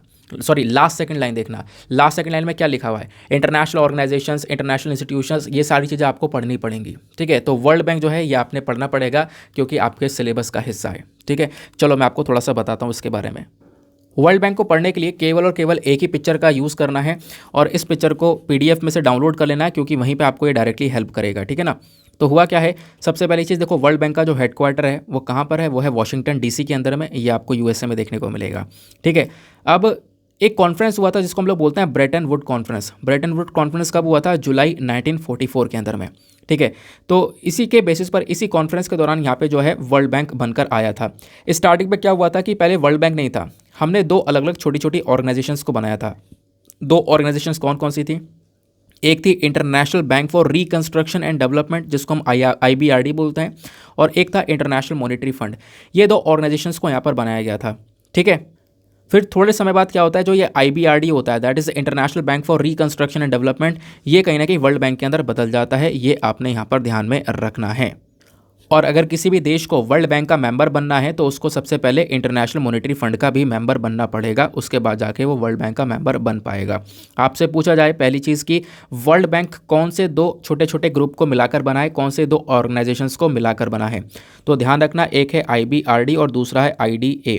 IBRD का मतलब है international bank for reconstruction and development, दूसरा IDA का मतलब है इंटरनेशनल डेवलपमेंट एसोसिएशन। इन दोनों का मेन काम क्या है कि जो मिडिल और इनकम कंट्रीज़ होती हैं, मिडिल इनकम कंट्रीज़ जहाँ पर ज़्यादा अच्छी आय है नहीं लो के पास में, या फिर लो इनकम कंट्रीज़ जहाँ पे लो की आय बहुत ज़्यादा कम है, इतना ज़्यादा वहाँ पर ग्रोथ नहीं देखने को मिलेगा, तो वहाँ की सरकारों की मदद करना, उनको इंटरेस्ट फ्री लोन देना, उनको उधार प्रोवाइड करवाना, है ना, तो ये सारा काम यहाँ पे इनका होता है, एग्जैक्टली वर्ल्ड बैंक का होता है। तो वर्ल्ड बैंक के अंदर वैसे तो 5 ग्रुप हैं, लेकिन 5 ग्रुप में से केवल और केवल 2 ही ग्रुप हैं जो कि आपने ध्यान में रखना है। इन दोनों ग्रुप से ही मिलकर वर्ल्ड बैंक बनता है, इन दोनों को साथ में मिलाकर हम वर्ल्ड बैंक बोलते हैं। वैसे इन दोनों के अलावा और 3 ग्रुप कौन कौन से हैं, एक है IFC मतलब इंटरनेशनल फाइनेंस कॉर्पोरेशन, एक है ICSID international centre for the settlement of investment disputes, उसके बाद है एक मीगा मल्टीलेटरल इन्वेस्टमेंट गारंटी एजेंसी। आप देखोगे तीनों का जो गोल है ना वो थोड़ा सा कॉमन नजर आएगा, वही है कि जो भी यहाँ पे कुछ कंट्रीज़ हैं जहाँ पे लोगों की आय अच्छी नहीं है, पुअर कंट्री, सरकार थोड़ी ज़्यादा गरीब है, सरकार के पास में ज़्यादा पैसा नहीं है, तो उनको सपोर्ट करने के लिए बेसिकली यहाँ पर ये सारे के सारे ऑर्गेनाइजेशंस, ये सारे कॉर्पोरेशंस आपको देखने को मिल जाते हैं। इसमें से ध्यान कौन से रखना है, स्टार्टिंग के 2, क्योंकि ये दोनों मिलकर वर्ल्ड बैंक बनाते हैं। नाउ चलते हम लोग अपने एडिटोरियल डिस्कशन के ऊपर। नाउ आज का पूरा एडिटोरियल सेक्शन इंपॉर्टेंट होने वाला है, बहुत ज़बरदस्त एडिटोरियल है। सबसे पहला जो सबसे खास और इंपॉर्टेंट एडिटोरियल है वो ये वाला है, इसको आप बिल्कुल भी स्किप नहीं कर सकते। इस वाले एडिटोरियल के बाद हम लोग एक एडिटोरियल डिस्कस करेंगे जोशी मठ से रिलेटेड, फिर एक एडिटोरियल बेसिकली स्पोर्ट्स सेक्शन को लेकर है, यहाँ पर इसको भी डिस्कस किया जाएगा, यानी कि हॉकी वर्ल्ड कप के बारे में चर्चा कर रहा है, ठीक है ना। फिर टेक्स्ट एंड कॉन्टेक्स्ट पर आप देखोगे तो टेक्स्ट एंड कॉन्टेक्स्ट पर एक आर्टिकल आया लंबा चौड़ा जोशी मठ से रिलेटेड, यानी जोशी मठ से रिलेटेड 2 एडिटोरियल हैं, दोनों को कंबाइन करके मैं आपको एक प्रॉपर नोट्स प्रोवाइड करवा दूंगा, क्योंकि ये टॉपिक काफ़ी चर्चा में है, तो आपके पास में लिखित में एक प्रॉपर आंसर राइटिंग या नोट्स होने चाहिए, ठीक है। तो क्या है लैंड सब्सिडेंस, ये सारी ज्योग्राफी के कॉन्सेप्ट्स वगैरह वो सब कुछ यहाँ पर एक ही आर्टिकल में कवर करवा दूंगा, तो उसके लिए थोड़ा सा वेट करो, आपको मज़ा आने वाला है। लेकिन आपको पता होगा हमेशा एडिटोरियल डिस्कशन से पहले हम लोग लेते हैं एक मेंस का क्वेश्चन। तो आज का मेंस का क्वेश्चन क्या बोलता है, इंपॉर्टेंट सा है और इसमें काफ़ी कुछ आप लिख सकते हो। क्वेश्चन बोलता है critically examine the potential of science and technology in making India आत्मनिर्भर। भारत को अगर आत्मनिर्भर बनाना है तो इसमें साइंस एंड टेक्नोलॉजी का कितना पोटेंशियल आपको देखने को मिलेगा, विज्ञान की कितनी क्षमताएं आपको देखने को मिल जाती हैं जिससे वो इंडिया को आत्मनिर्भर बना सकता है। तो ये ना आपसे एसए में भी डायरेक्टली पूछा जा सकता है, तो आपने 250 शब्दों में इसका आंसर लिखना है। हिंदी में बोल देता हूँ, भारत को आत्मनिर्भर बनाने के लिए जो विज्ञान है इसकी क्षमताओं के बारे में बताइए, इसकी क्षमताओं के बारे में परीक्षण कीजिए। तो 250 शब्दों में आंसर लिखना। आंसर लिखने के बाद में कहाँ पे सबमिट करना है, टेलीग्राम पर जाना, सर्च बॉक्स में टाइप करना Deepak Yadav education mains answer writing. आपने फुल फॉर्म लिखनी है, फुल फॉर्म लिखोगे आपको वो मेरा चैनल मिल जाएगा। लगभग 44,000 से ज़्यादा लोग वहाँ पर जुड़ चुके हैं जो कि डेली बेसिस पर आंसर्स को लिख रहे हैं। आप भी आंसर को लिखकर वहाँ पर सबमिट करो। सबमिट करने के साथ साथ एक छोटा सा काम करना, एटलीस्ट सभी लोगों को 2-2 आंसर्स रिव्यू करने हैं। जब आप सभी लोग 2-2 आंसर्स को रिव्यू करोगे तो काफ़ी सारे फायदे होंगे आपको भी, सामने वाले को भी। आपको कुछ इंपॉर्टेंट पॉइंट्स मिल पाएंगे जो कि आप अपने नोट्स में इंक्लूड कर सकोगे। साथ ही साथ में सामने वाले के आंसर में अगर कोई मिस्टेक होती है तो आप उनको बता सकोगे। यहाँ पर आपको एक इंप्रूवमेंट की आवश्यकता है, बाकी सब बढ़िया है, ठीक है। चलो स्टार्ट करते हैं अपने इस डिस्कशन को। सबसे पहला जो एडिटोरियल है ना ये लिखा गया है चंद्रकांत लहरिया साहब के थ्रू। काफ़ी सारे इंपॉर्टेंट आर्टिकल जो हेल्थ से संबंधित, कोविड के समय पर आपने देखा होगा इन्होंने कई सारे आर्टिकल्स लिखे थे, कई एडिटोरियल लिखे थे, है ना। तो हेल्थ वाले जो एडिटोरियल ज़्यादातर यही लिखते हैं। तो इन्होंने यहाँ पर क्या मेंशन किया है, प्री टर्म बर्थ और स्टिल बर्थ। पहली चीज़ तो ये दो कॉन्सेप्ट समझो। प्री टर्म बर्थ मतलब यहाँ पर एक जो बच्चा है ना, उसका जो जन्म हो रहा है, एक पर्टिकुलर टाइम पीरियड होता है, 9 महीने होता है, 9 महीने में यहाँ पर बच्चा प्रॉपरली डेवलप होकर जन्म लेता है। लेकिन अगर समय से पहले जन्म ले ले तो फिर उसके बॉडी के लिए बहुत नुकसानदायक है, कभी कभी यहाँ पर बच्चे की डेथ भी हो जाती है। ऐसी स्टिल बर्थ है। स्टिल बर्थ यहाँ पर एक दूसरा कॉन्सेप्ट है। स्टिल बर्थ नाम से पता चला है अभी बच्चे का जन्म नहीं हुआ है ना, वो अभी यहाँ पर मदर के वॉम में पल रहा है, ठीक है। तो यहाँ पर वो प्रेगनेंसी के स्टेज के दौरान ही बच्चे की मृत्यु हो जाए, या फिर वो पैदा होते हुए यानी डिलीवरी होते वक्त यहाँ पर उसकी डेथ हो जाए, वो बच्चा जन्म नहीं ले पाता लेकिन उससे पहले उसकी मृत्यु हो जाती है, वो होता है स्टिल बर्थ। तो ये प्री टर्म बर्थ और स्टिल बर्थ, ये दोनों ही चीज़ें भारत के अंदर बहुत ज़्यादा बड़े लेवल पर हैं। तो इनको कम करना बहुत इंपॉर्टेंट है। कम करने के लिए राइटर ने कुछ सोल्यूशंस, कुछ उपाय बताए हैं कि हम ये काम कर सकते हैं। इस वजह से आपके लिए डायरेक्टली इंपॉर्टेंट होगा। जो बातें मैं आपको बता रहा हूँ आप उनको दिमाग में फिट कर लेना, बाद में इसको पढ़ लेना, काम खत्म, आपको लंबे समय तक याद रहेगा, ठीक है। चलो स्टार्ट करते हैं। तो राइटर ने यहाँ पे बोला कि देखो, 2 रिपोर्ट्स आती हैं, ग्लोबल रिपोर्ट्स, यानी पूरे दुनिया भर को कवर करती हैं वो रिपोर्ट। और वो जो रिपोर्ट है कब रिलीज़ हुई है, रिसेंटली 10 जनवरी 2023 को रिलीज़ हुई है। एक रिपोर्ट ने चाइल्ड मोर्टेलिटी के ऊपर फोकस किया है और एक रिपोर्ट ने स्टिल बर्थ के ऊपर फोकस किया है। एक रिपोर्ट ने चाइल्ड मोर्टेलिटी मतलब बच्चे की 5 साल के अंदर अंदर यहाँ पर कितने बच्चों की मृत्यु हो रही है उसका डेटा रिलीज़ हुआ। दूसरा यहाँ पर कितने बच्चे जन्म लेने से पहले ही यहाँ पर मृत्यु उनकी हो जा रही है, स्टिल बर्थ का डेटा जनरेट किया। 2 रिपोर्ट्स आई, बात क्लियर हो गई। अब यहाँ पर इन्होंने मेंशन किया है कि देखो इंडिया जो है ना, इंडिया यहाँ पे काफ़ी कुछ कर रहा है अपने हेल्थ को आगे प्रमोट करने के लिए, बच्चे को सर्वाइव करने के लिए काफ़ी कुछ कर रहा है, लेकिन उतना इनफ नहीं होगा, हमें बहुत कुछ और भी करना पड़ेगा। वो क्या करना पड़ेगा मैं आपको समझाऊंगा। लेकिन राइटर ने पहले यहाँ पर इस रिपोर्ट के बारे में थोड़ी सी और चर्चा की है।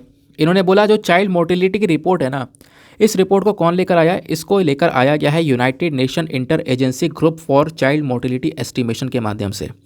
इन्होंने एक अंदाज़ा दिया। अंदाज़ा यहाँ पर क्या दिया कि साल 2021 में, ध्यान रखना, साल 2021 में 5 मिलियन के आसपास यानी 50 लाख के आसपास ऐसे बच्चे थे जो कि अपने 5वें बर्थडे से आने से पहले पहले उनकी डेथ हो गई, ठीक है। यानी कि अंडर 5 साल से कम उम्र में उनकी मृत्यु हो गई। इसी को हम चाइल्ड मोर्टेलिटी भी बोलते हैं। तो 50 लाख के आसपास ऐसे बच्चे थे साल 2021 में, और 2.7 लाख के आसपास, मतलब आप कह सकते हो कि सॉरी, ये 2.7 लाख नहीं है, ये 2.7 मिलियन है।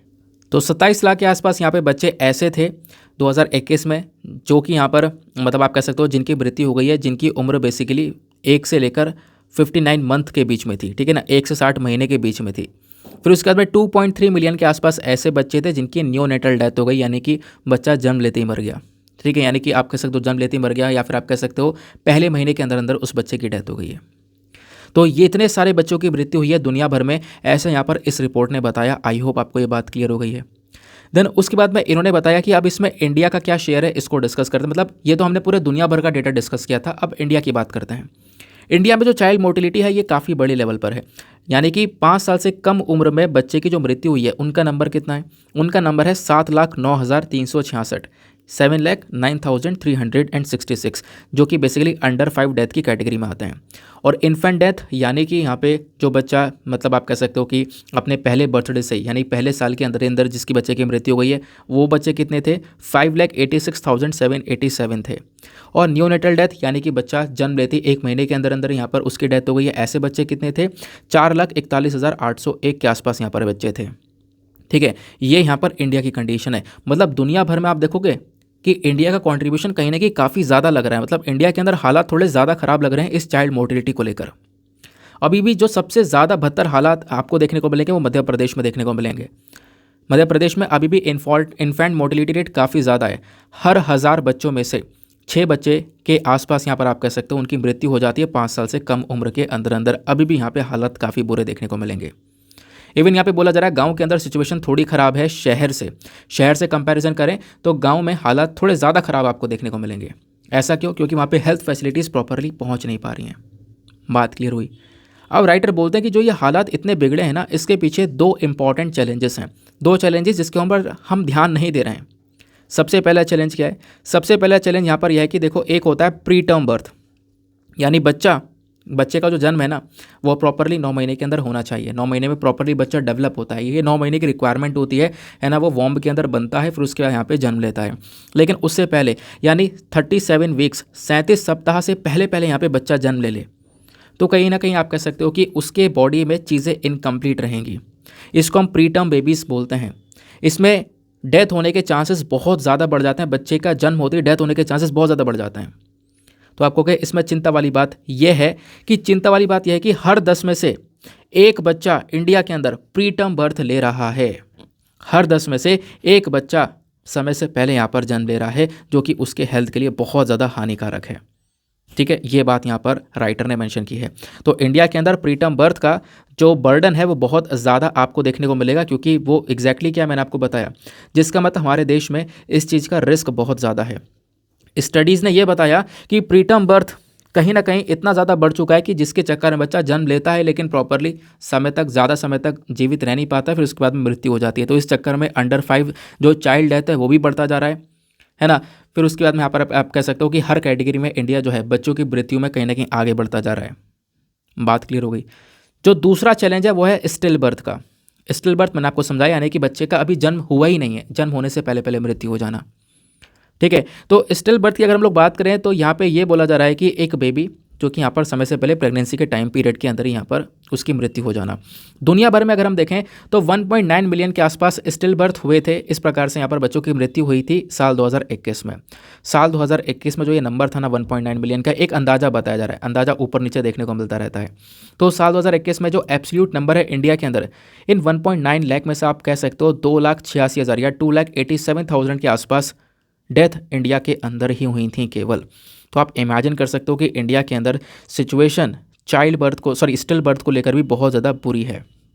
ठीक है ना। तो यहाँ पर प्री टर्म बर्थ और स्टिल बर्थ ये दोनों ही कहीं ना कहीं इंडिया के अंदर अनएक्सेप्टेबली हाई लेवल पर चल रहे हैं, और इनके चक्कर में इंडिया का जो स्टेटस है वो आप कह सकते हो दुनिया भर में इस यहाँ पर चाइल्ड मोर्टेलिटी और साथ ही साथ में स्टिल बर्थ के अंदर कहीं ना कहीं ज़्यादा कंट्रीब्यूट करता हुआ नजर आएगा। तो हमें यहाँ पर ज़रूरत है कि हम इसमें अर्जेंटली इंटरवीन करें, अर्जेंटली यहाँ पर इसके ऊपर थोड़ा सा ज़्यादा जोर दिया जा सके। बात क्लियर हो गई। फिर राइटर यहाँ पर मेंशन करते हैं कि देखो एक और कारण है जिसकी वजह से हम प्री टर्म बर्थ के ऊपर इतना फोकस नहीं करते या फिर इसको इतना अटेंशन नहीं मिलता। मतलब इसके ऊपर इतना जोर क्यों नहीं दिया जाता? इतनी बुरी प्रॉब्लम है, इतनी ज़्यादा बड़ी लेवल पर प्रॉब्लम है, इसके ऊपर इतना जोर इसलिए नहीं दिया जा रहा है क्योंकि इसको लेकर हमारे पास में प्रॉपर डेटा ही अवेलेबल नहीं है।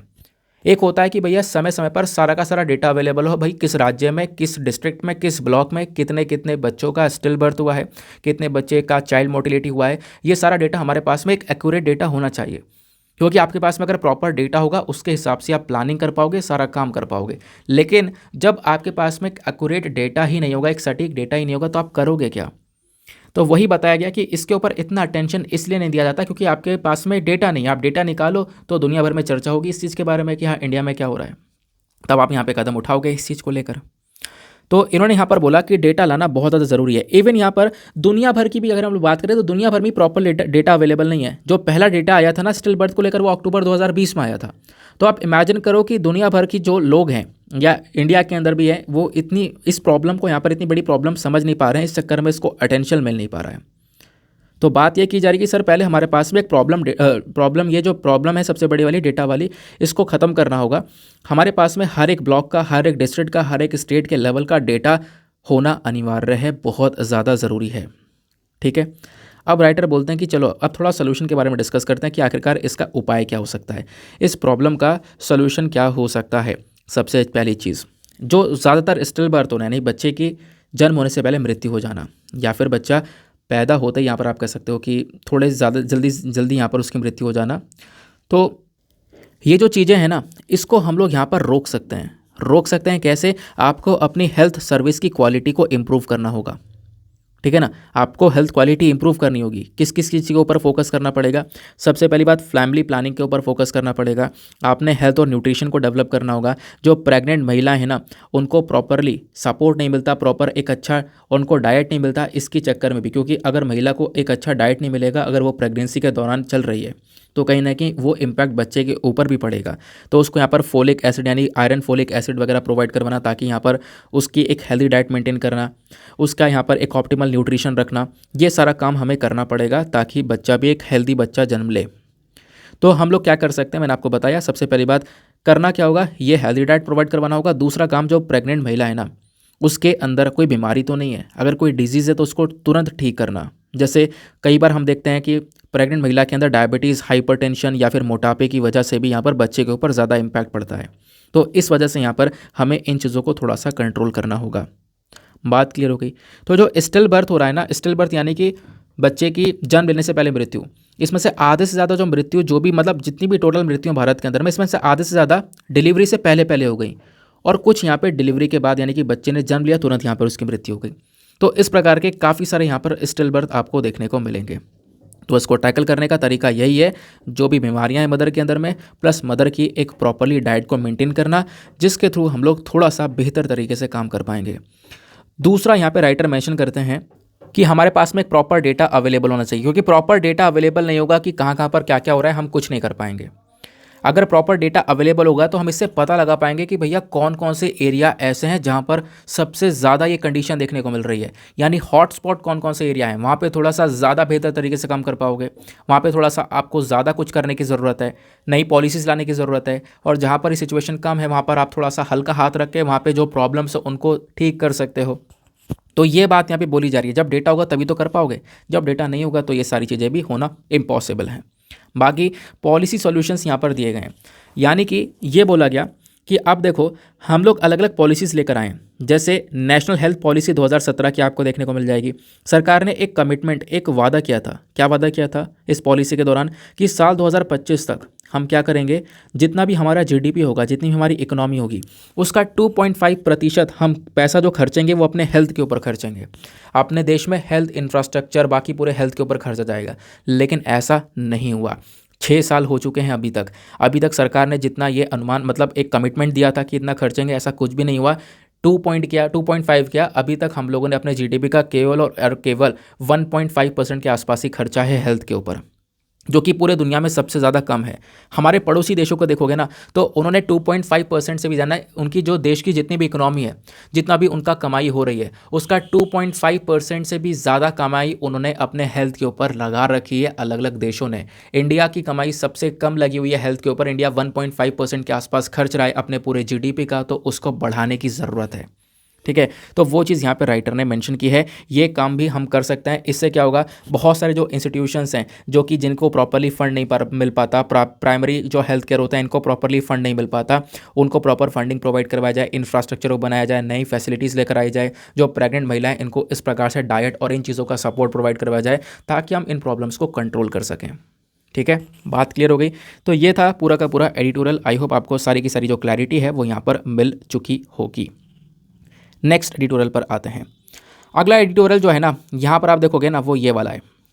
ठीक है, इस वाले एडिटोरियल को बिल्कुल सिमिलर एडिटोरियल को आगे भी कवर किया गया है। कहाँ पर, यहाँ पर टेक्स्ट एंड कॉन्टेक्स्ट पर आप देखोगे पूरे पेज पर ये आर्टिकल आया है। तो ये आर्टिकल किस चीज़ के बारे में बात करता है, ये बात करता है जोशीमठ वाले इंसिडेंट के बारे में। जोशीमठ के अंदर आपको पता है क्या हुआ, जोशीमठ बेसिकली अभी के समय पर धंसता जा रहा है ना। इस प्रकार से पूरे जोशीमठ में जितने भी घर हैं, एरियाज़ हैं, इस प्रकार के क्रैक्स वहाँ पे नज़र आ रहे हैं। जो एरिया है वो घुसता जा रहा है अंदर। जोशीमठ बेसिकली उत्तराखंड का ही एक छोटा सा टाउन आपको देखने को मिलेगा। उत्तराखंड में जो चमोली डिस्ट्रिक्ट है ना, वहीं पास में जोशीमठ आपको नज़र आता है। ठीक है, चाइना बॉर्डर के पास में है। तो इस वजह से यहाँ पर काफ़ी सारे एडिटोरियल्स रिसेंटली पब्लिश हुए हैं, जहाँ पे बोला जा रहा है कि ये जो प्रॉब्लम हुई है ना, ये केवल और केवल एक कारण की वजह से हुई है कि वहाँ पर लगातार जो प्रोजेक्ट्स वगैरह हैं, इंफ्रास्ट्रक्चर प्रोजेक्ट्स, वो बढ़ते जा रहे हैं। इस चक्कर में ये प्रॉब्लम बनती हुई है। ठीक है, तो ये बात यहाँ पे बोली गई है। तो समझेंगे पूरा मामला क्या है प्रॉपरली। मैं आपको यहाँ पे नोट्स प्रोवाइड करवा रहा हूँ, इसको बहुत ध्यान से सुनना है और अपने पास में लिख कर रखना है। ठीक है ना, अपने पास में कॉपी पेस्ट करके एग्जैक्टली रख सकते हो। तो हम बात करने वाले हैं जोशीमठ के पूरे इस इंसिडेंट के बारे में, जिसको जोशीमठ लैंड सब्सिडेंस के नाम से जाना जा रहा है। तो हुआ क्या कि लैंड सब्सिडेंस वहाँ पर देखने को मिला। लैंड सब्सिडेंस मतलब है धरती वहाँ पर धंसती जा रही है अंदर। रीज़न क्या है वो सब मैं आपको समझाऊंगा। तो जोशीमठ, पहले हम इस लोकेशन के बारे में थोड़ी सी बातें जानते हैं, फिर उसके बाद कहानी को आगे बढ़ाएंगे। जोशीमठ बेसिकली एक हिली टाउन है। कहाँ पर स्थित है, चमोली डिस्ट्रिक्ट के अंदर में। चमोली डिस्ट्रिक्ट में बेसिकली जो ऋषिकेश बद्रीनाथ नेशनल हाईवे है ना, वहीं पर आपको बीच में आपको टाउन ये देखने को मिलेगा। ये जो शहर है जोशीमठ, ये एक इम्पॉर्टेंट टूरिस्ट टाउन है। होता यहाँ पर यह है कि काफ़ी सारे लोग यहाँ पर रुकते हैं, रात में रुक कर रेस्ट करके आगे बढ़ते हैं। क्योंकि जब आप बद्रीनाथ जाते हो ना, या औली जाते हो, या valley of flowers Hemkund side जाते हो, जब इन एरियाज़ को घूमने जाते हो तो बीच में जोशीमठ पड़ता है, तो यहाँ पर आप रुक कर रात में रेस्ट करने के बाद में आप वहाँ तक जाते हो। तो इस वजह से ये इंपॉर्टेंट है, साथ ही साथ में एक इंपॉर्टेंट रिलीजियस टूरिस्ट लोकेशन भी है, काफ़ी सारे लोग यहाँ पर घूमने के लिए जाते हैं। और ये एक कारण की वजह से और इम्पॉर्टेंट है। एक कारण क्या है, क्योंकि जोशीमठ के अंदर में देखो नाम है जोशीमठ, आदि शंकराचार्य जी ने हमारे देश में 4 मठ को एस्टेब्लिश किया था, उसमें से एक मठ यहाँ पर जोशीमठ भी नज़र आता है, ठीक है ना। तो आपको ध्यान रखना, जो 4 मठ एस्टेब्लिश करी गई थी ना आदि शंकराचार्य जी के थ्रू, एक की गई थी श्रृंगेरी श्रृंगेरी कर्नाटका में, दूसरा यहाँ पे गुजरात में द्वारका, और तीसरा यहाँ पर ओडिशा के अंदर पुरी में, और चौथा यहाँ पे बद्रीनाथ में जोशीमठ में। तो जोशीमठ भी यहाँ पर एक बहुत इंपॉर्टेंट एरिया है, ध्यान में रखना है, ठीक है। अब प्रॉब्लम यहाँ पर यह है कि जो पूरा टाउन है ना, ये हाई रिस्क सेस्मिक जोन 5 में आता है, मतलब यहाँ पे भूकंप वगैरह बहुत ज़्यादा आते रहते हैं, है ना। तो ये प्रॉब्लम्स यहाँ पर देखने को मिलती रहती हैं। लेकिन हुआ क्या, यहाँ पे ढेर सारे प्रोजेक्ट्स लग रहे हैं, पिछले 10 सालों में काफ़ी डेवलपमेंट हुआ। डेवलपमेंट मतलब ढेर सारे प्रोजेक्ट्स लगे। विष्णु प्रयाग प्रोजेक्ट के बारे में सबसे ज़्यादा चर्चा की जाती है। तो इस प्रोजेक्ट की चक्कर में भी आप देखोगे कई सारे लोगों ने मेंशन किया है कि इस प्रोजेक्ट की वजह से ही यहाँ पर हालात काफ़ी ज़्यादा ख़राब हो रहे हैं। ज़मीन धंस रही है नीचे, लोगों के घर चटक चुके हैं, सब जगह क्रैक्स आ चुके हैं, रोड हो गया, घर हो गया, बड़े बड़े क्रैक्स आ चुके हैं। 500 से ज़्यादा घरों में बड़े बड़े क्रैक्स पड़ चुके हैं। लोगों से वहाँ पे एरिया को खाली करवा दिया गया है, आधे से ज़्यादा लोग वहाँ से हट चुके हैं, क्योंकि कभी भी कुछ भी हो सकता है जोशीमठ में, ठीक है। तो ये बात ध्यान में रखना। अब बात ये आती है कि आखिरकार ऐसा क्यों हो रहा है, क्यों जोशीमठ यहाँ पर डूब रहा है। तो पहला बैकग्राउंड मैं आपको समझाता हूँ। बैकग्राउंड ये देखने को मिलेगा कि साल 2021 के अंदर से ही यहाँ पर, मतलब साल 2021 से ही काफ़ी सारी रिपोर्ट्स आ रही हैं। साल 2021 में पहली बार रिपोर्ट किया गया था कि जो भी वहाँ पे बिल्डिंग्स हैं, घर हैं, उनकी वॉल्स के, उनकी दीवारों के ऊपर बड़े बड़े क्रैक्स आ चुके हैं, ठीक है। तो साल 2021 में इसके बारे में सारी इन्फॉर्मेशन हम लोग को मिली थी। रिपोर्ट्स के अकॉर्डिंग बात करें, जो उत्तराखंड की सरकार है, इनका जो पूरा एक्सपर्ट पैनल है, इन्होंने साल 2022 में ये देखा, यानी पिछले साल ये देखा कि जोशीमठ के में कई सारे एरिया ऑलरेडी धंस चुके हैं, है ना, गड्ढा हो चुका है वहाँ पर। और कहीं ना कहीं इसके पीछे का जो रीज़न है वो है मैन मेड फैक्टर भी और नेचुरल फैक्टर भी है। यानी इंसान की कुछ एक्टिविटीज़ हैं उसके चक्कर में भी ये हालात हुए हैं, और कुछ नेचुरल एक्टिविटीज़ हैं उसकी वजह से भी यहाँ पर ये धंसा है।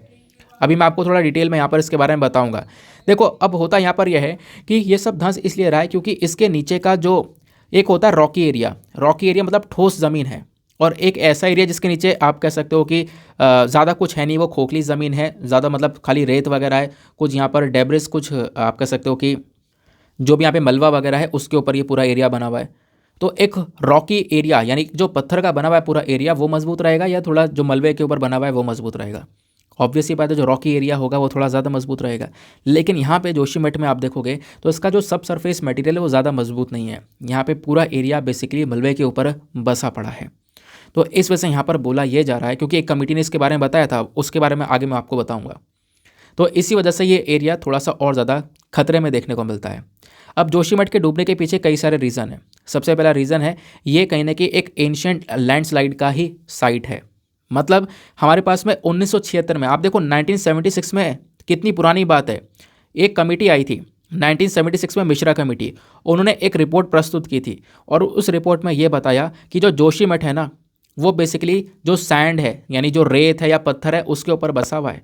उसके ऊपर जोशीमठ पूरी तरह से बना हुआ है, किसी मेन रॉक के ऊपर, मेन चट्टान के ऊपर नहीं बना हुआ है, कोई ठोस जगह नहीं है, ठीक है।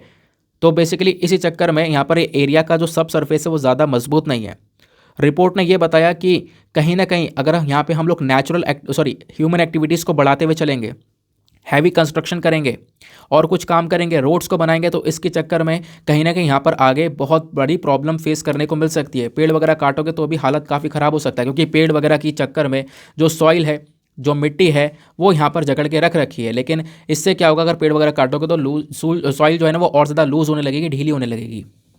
तो इस कमेटी ने, आप ये कह सकते हो 1976 में ही इसके बारे में इन्फॉर्मेशन दे दी थी। 1976 में वार्निंग दे दी थी कि यहाँ पे कंस्ट्रक्शन मत करना, कोई ह्यूमन एक्टिविटीज़ मत करना। बट हम लोग यहाँ पर उस बात को ना सुनते हुए लगातार डेवलपमेंट्स करते हुए चले गए, और पिछले 10 सालों में कई प्रोजेक्ट्स लग गए, कई टनल्स बन गई, कई टनल्स अभी कंस्ट्रक्शन में है, कई टनल्स बनने वाली हैं।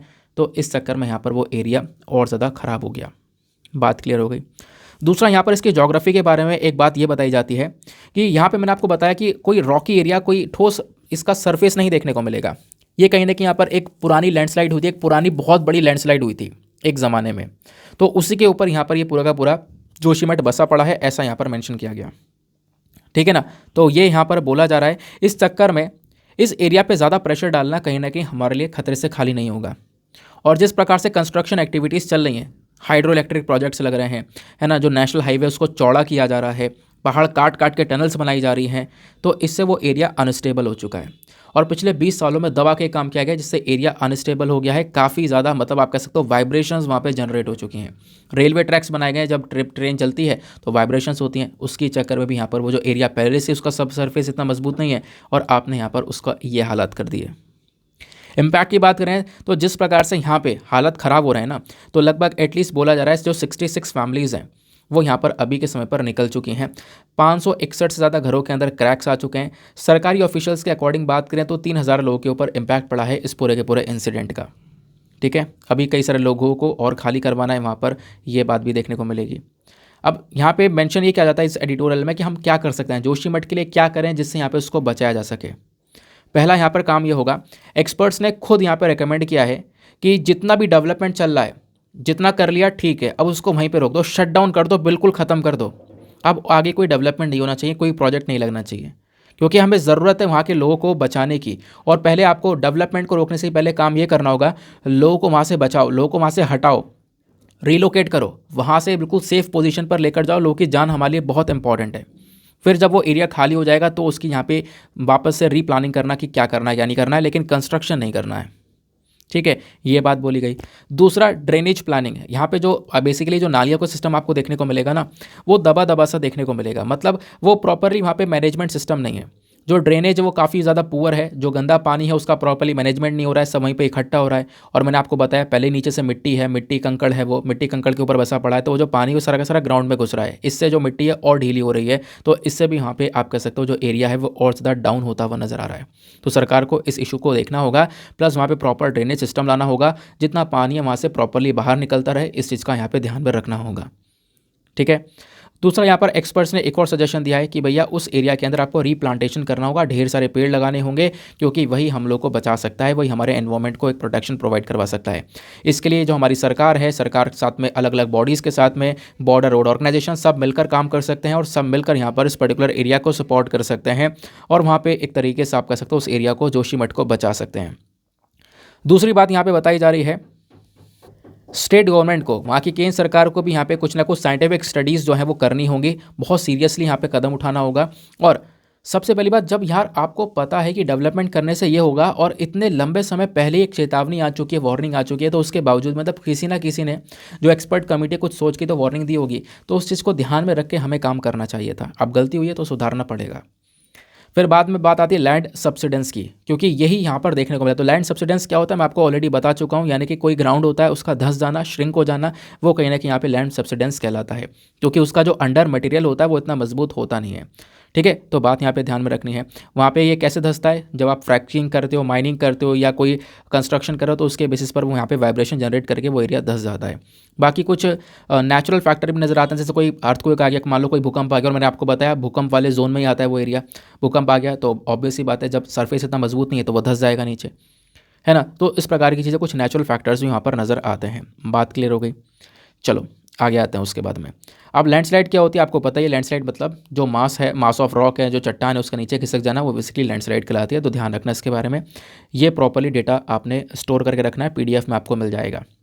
अगले एडिटोरियल पर आते हैं ना। जो अगला एडिटोरियल आपको ये देखने को मिलेगा, अ पुश फॉर ग्लोरी, ये बेसिकली हॉकी के बारे में बात करता है, हॉकी वर्ल्ड कप के बारे में।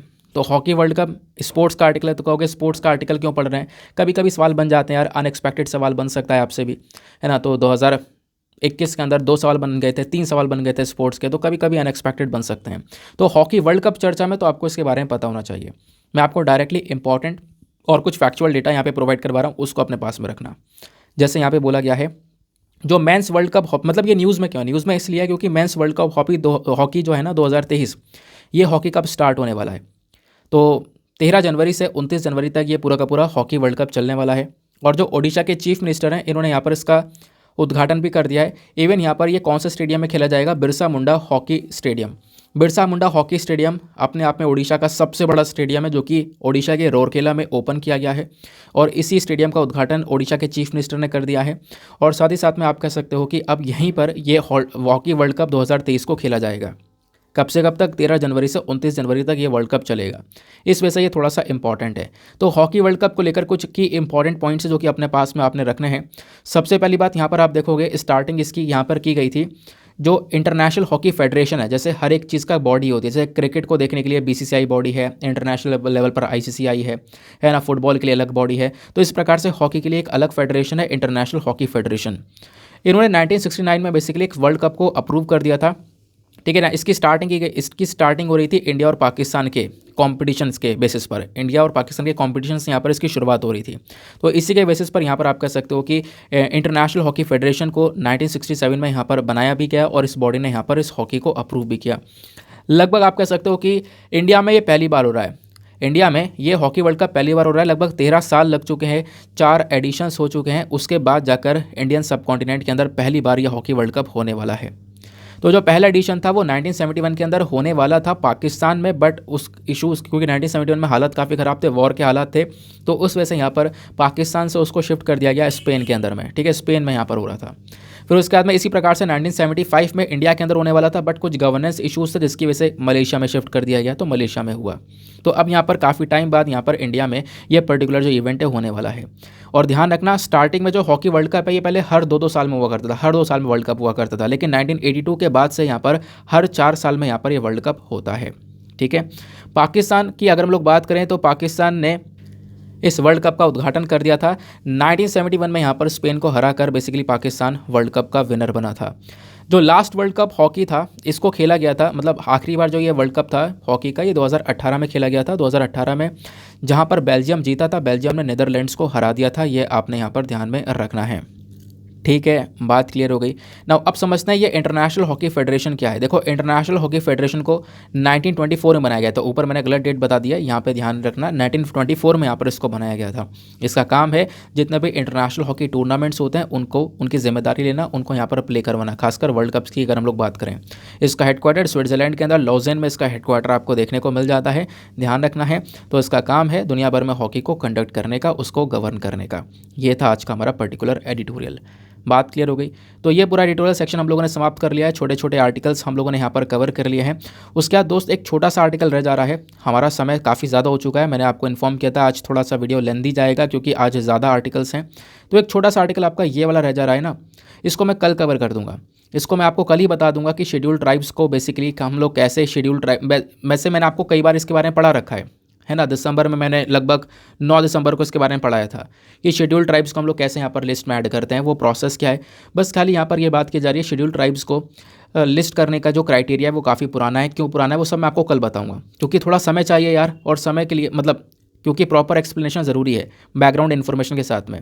वो नहीं होगा तो फिर काम खत्म हो जाएगा, आर्टिकल से क्वेश्चन बन जाएंगे, फिर हम सॉल्व नहीं कर पाएंगे, ठीक है। तो इस वजह से उस आर्टिकल को मैं कल कवर करूंगा। वीडियो थोड़ा सा लेट हो चुका है, ऑलरेडी लंबा भी हो चुका है। इस चक्कर में हम लोग जो एक आध आर्टिकल हैं वो अपने कल निपटा डालेंगे। तो उसके लिए आप बिल्कुल भी परेशान ना होना और बिल्कुल भी टेंशन लेने की ज़रूरत नहीं है, क्योंकि यहाँ पे मैं सभी चीज़ें कवर करता हूँ।